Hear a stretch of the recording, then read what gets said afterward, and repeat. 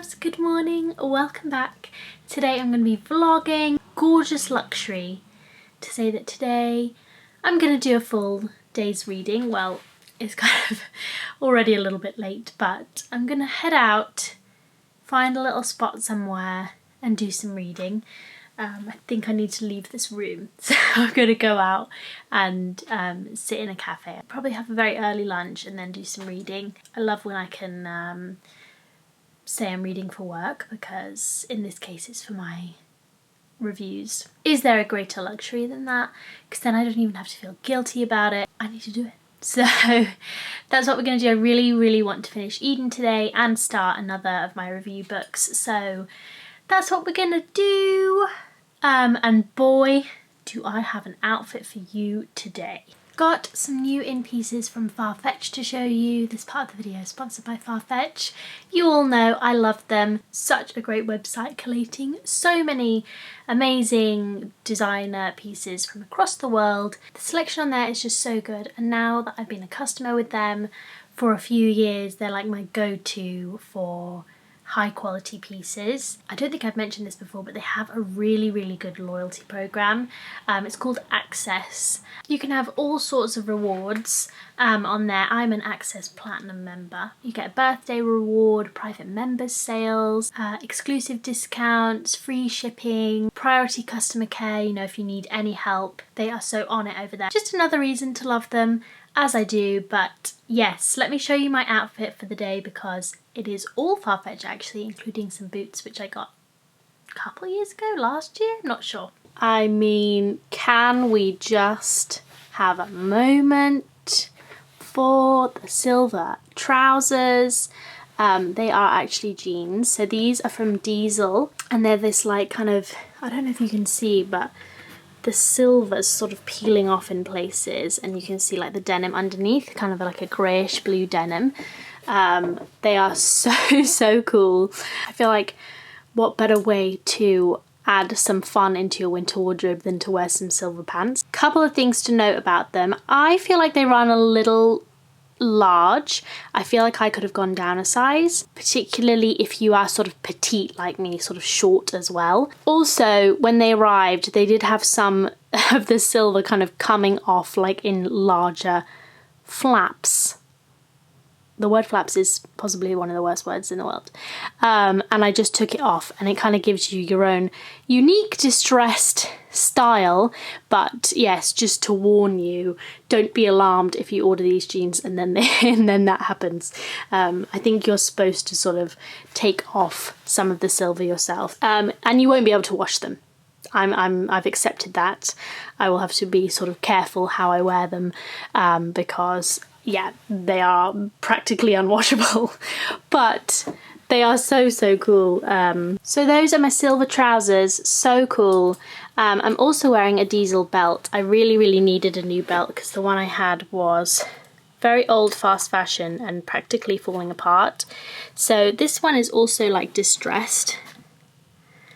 Don't know if you can see that. It's kind of comes distressed. It's got a nice silver buckle, just like a classic belt. It's got Diesel written on the, don't know what this is called, but it's got Diesel written on there, but it's quite subtle branding, which I like, and I really required a new belt in my life. So yes, and the final piece is this very soft cashmere cardi from Arch 4. So yeah, I think Arch 4's whole thing is sustainably sourced cashmere, and I was really missing a cardigan like this. I love how they look on other people. Just like a nice sort of softly draped cardigan, cashmere cardigan, worn with, I feel like worn with a pair of slightly out there jeans as well. Kind of tones it down. You know, cardigans are sort of respectable old people wear, so it kind of contrasts nicely with the jeans.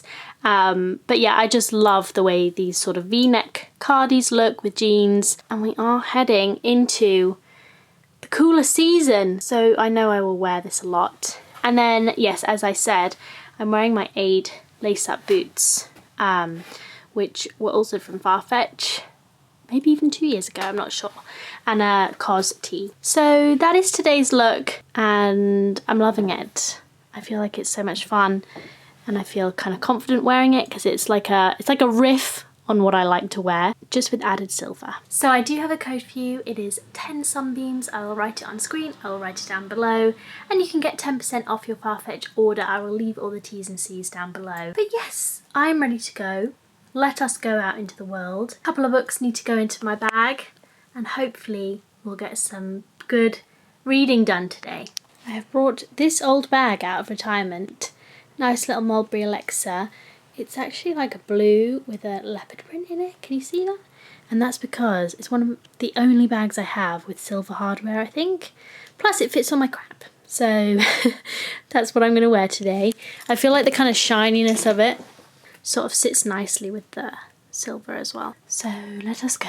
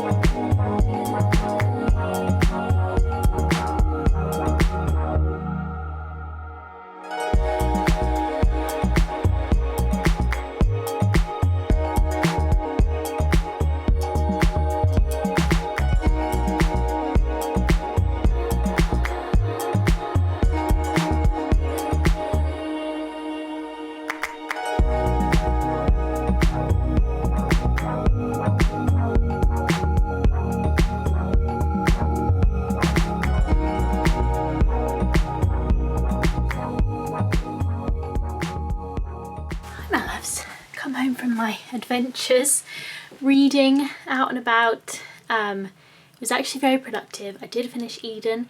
I've started The Ends by James Smith, and I didn't realise it's actually the final book in a series. Hang on, I'm going to put some powder on because I find that, well, I needed some blotting paper really, but keeping my face slightly less oily seems to help a little bit in the day with my skin. But I also have introduced some benzoyl peroxide, just because it was totally getting out of hand with my skin and I just needed like a straight up acne treatment, and I do think it's helping. I sort of apply it to the whole area where I might get spots, and I do think it's helping a bit. But anyway, what was I saying? So I started The Ends, didn't realise it was the final book in a quartet, but apparently it can be read as a standalone. I think each of the books covers this thing called the anomaly, and they are sequential. So I think basically this anomaly, which was found in space, has been inching towards the Earth and has now enveloped the Earth. So I think all the previous books deal with it coming towards Earth and are more set in space, and this one's set more on Earth. And basically what it does is when people die within the anomaly, they loop back to the beginning of where they were when the anomaly enveloped them, which I don't know if that sounds confusing. It took me a second to work that one out, but yes. So now that the anomaly has enveloped the whole of Earth, people are trying not to loop. So they're trying not to die, even though death is basically meaningless now because they obviously come back to life immediately. But they're trying not to die because you also don't remember anything that happened after the anomaly enveloped you. So you're basically back at the beginning again, as if the anomaly has just enveloped you. Can I say enveloped any more times? But anyway, enjoying it so far, and yes, I'm finding myself able to understand it, so I'm going to keep reading that one. fingers crossed it's good. Eden, think about it a little bit more and write up a little something on the Discord group, on our on my Patreon. But I did like it. I wanted to know what would happen, but at the same time I didn't find it particularly groundbreaking, or like I don't think I will be thinking about it in a year's time, if you know what I mean. Like it was good in lots of ways, but at the same time I was kind of like, what's the point? So but I will talk about it more, I'm sure, in an upcoming book video, and we'll see how it compares to the other books I'm going to be reading for my Sunday Times roundup, because you know, I might include it. It might be part of the best of the bunch, or it might not be. Anyway, I've come home.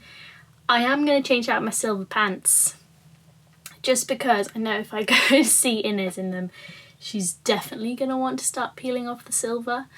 So I do think I should probably change out of them, but they are quite comfortable. It's funny how differently I feel wearing kind of slightly more outlandish stuff than I did like a few years ago, and how it feels like my confidence has been knocked. But I did think about that some more, and I thought, is it my confidence has been knocked, or I'm just sort of out of practice with it almost?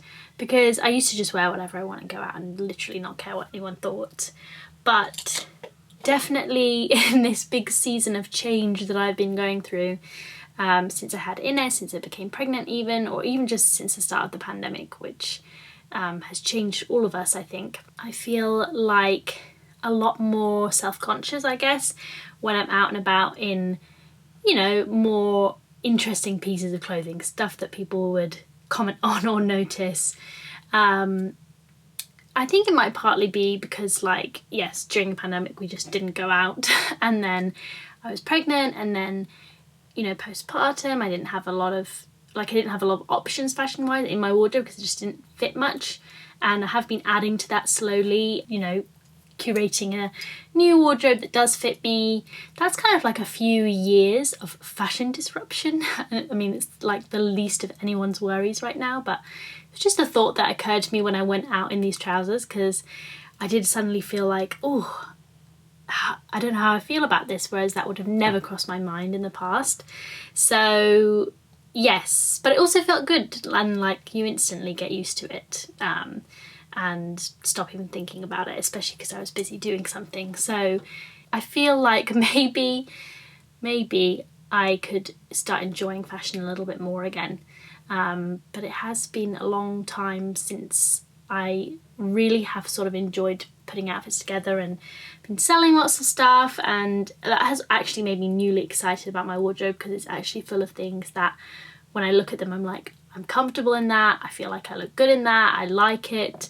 Getting rid of lots of old stuff. So yes, as I say, I am going to change out of them now because I don't want the baby to peel off all the silver. Let me do that. I also need to drink some water. I feel very thirsty. Definitely was too hot for my cardi as well. I got a little bit chilly at one point in the cafe, so it did come in handy, but it's a lovely sunny day now. So I'm sure we still got some, it kind of warmed up again after a brief gloomy few days. So yes.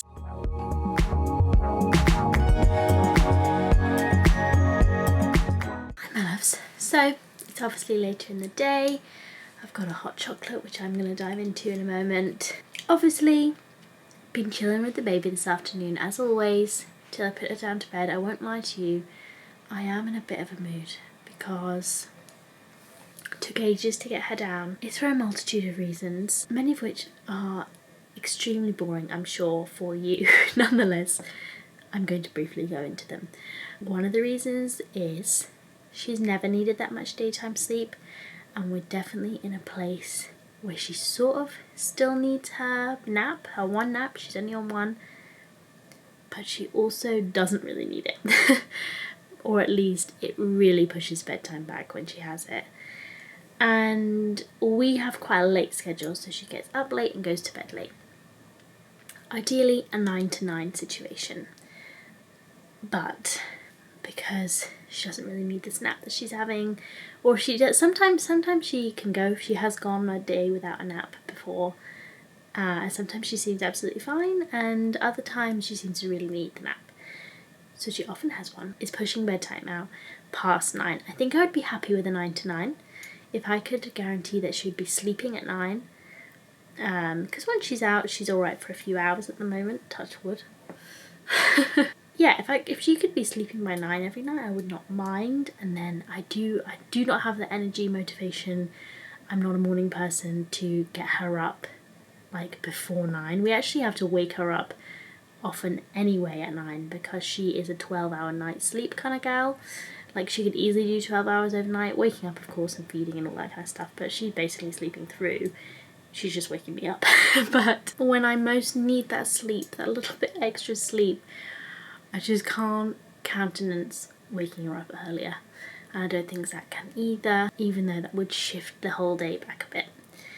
I mean, the late schedule thing, 9 to 9, works for us because, you know, we're often out and about doing stuff, so it makes doing stuff in the evening a little bit easier, a bit less stressful. It's this nap. The nap is pushing it well past 9. So it's now like, I only got her to sleep at about 10. And it's now 10:30 and I'm like, well, the day feels over. Obviously I'm vlogging today and I don't have much of the day left to vlog. I don't know, it just, yes. I don't know whether to just wait it out, basically just wait until she drops this nap and then hopefully we'll have a nice 12-hour day, 12-hour night situation. But I just don't know when that's going to happen, or whether we're going to live in this sort of limbo for a few months. Or whether to just start getting her up earlier to shift the day back. But as I say, I don't really want to do that because I'm so tired and I don't know, it'll just be painful. Because I doubt that I would go to sleep any earlier as well, because I'm a bit bad with that. As I say, I'm not a morning person, I'm more of a night owl myself. But anyway, so that's why I'm in a bit of a mood now. But continuing the ends and really enjoying it. So I said about the loop thing earlier, but basically the actual storyline of this is that a guy, he's like super sick with some bioengineered virus. It causes lots of bleeding through his body, and basically when the anomaly came, he expected to die in a few months' time, but he has not died. He has lived for many decades, many years past when he should have died, inexplicably. So yes, but at some point in that time his wife left him. She hasn't died because she would be looped right back to their house in LA if she had, and he would have seen her. But she's left him at some point, and his sister calls and says that she's been spotted in London. He's originally from England, I think they both are. Spotted in London, so he makes this kind of, the plot of the novel so far at least is he's making this epic journey from the west coast of the US all the way to the east coast, and then from there he'll take a boat over. But some people really fear dying, as I said, in this new world, because it'll put them right back at the start. So there's no cars, no planes, you know, the high risk things that could potentially kill someone are kind of banned. There's no infrastructure anymore. Nobody wants to do high risk jobs, like being an electrician for instance, or nobody's maintaining the roads, etc. So it's very apocalyptic basically, and so he basically has to walk or find some way. There are some cars, find some way across America. So I'm enjoying that aspect so far. You know, it's a classic story, man takes journey, and you know what, sometimes that's what you fancy. So I'm enjoying it. I'm going to continue reading it whilst I drink my hot chocolate, which I am having tonight because I feel like I need it. I feel like I have been leached of all energy today. Part of the other thing, I usually do not mind supporting Ines to sleep. I really enjoy it actually, get a little cuddle, you know, and usually we would feed to sleep, but just saying to Zach, I feel weaning, at least night weaning is on the horizon. I feel it coming. I feel like I'm beginning to be ready for that process. And she's just so wriggly. She's so wriggly.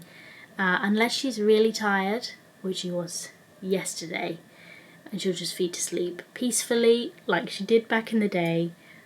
She just wriggles over me for like half an hour. And today I did actually put a stop to her. I said no more milk. She was okay with it actually, and we listened to some music, which is sometimes my technique, which I quite enjoy. We just lie there cuddling, listening to music. It does still it takes longer still, but it would be that's a nice transitional thing, and maybe we can continue pushing that a little bit.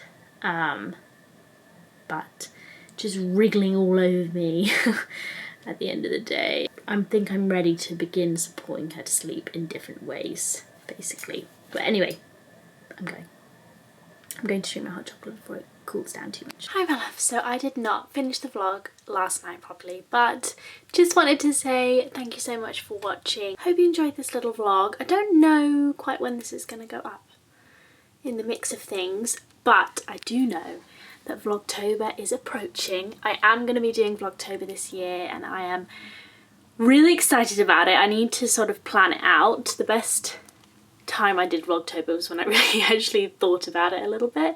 So I'm going to have a little think, but yeah, I'm going to do Vlogtober this year and I'm really excited about it. Hopefully we'll cover lots of house stuff and just have a fun spooky season time together. Get excited for autumn. Keep your eyes peeled for that. But thank you so much for watching today and I will see you again very soon. Bye.